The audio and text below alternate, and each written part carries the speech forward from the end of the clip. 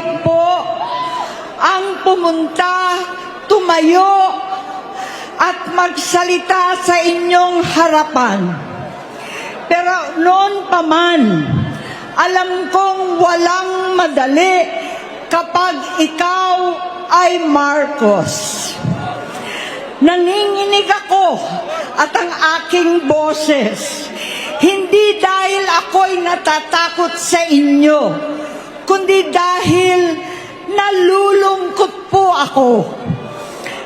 Ipagpaumanhin ninyo kung sa gitna ng pagsasalita ko, ako'y hihinto, hihinga dahil sa bigat ng aking kalooban.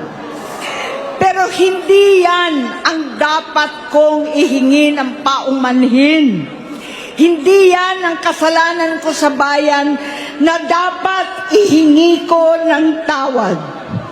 Narito po ako dahil sa tawag ng Iglesia ni Cristo para sa transparency, accountability at hustisya.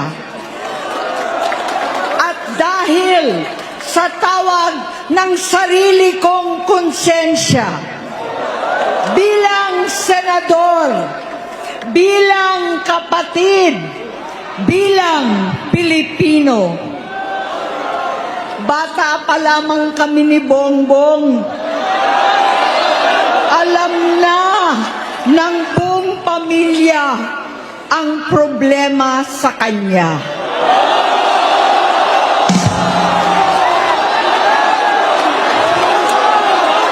Sa totoo lang, mababasa naman ng lahat ang mga testimonya ng aking ama patungkol sa kanyang ugali at gawain. Noon, dahil may tatay pa kami, hindi ko pa siya responsibilidad.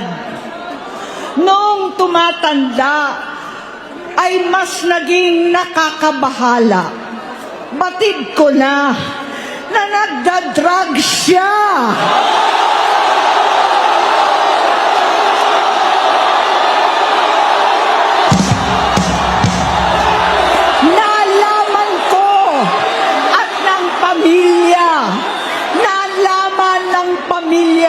Seryoso ito. Minsan, kami ng Presidential Guard at Metro Gompa ang naglilinis tuwing nagpa-party po sila.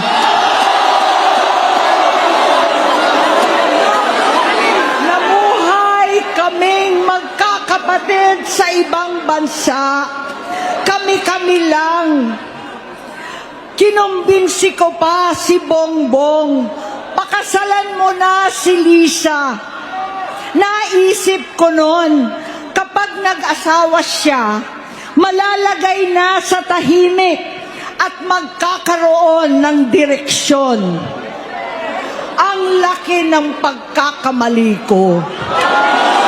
Mas lumala ang kanyang pagkalulong sa droga.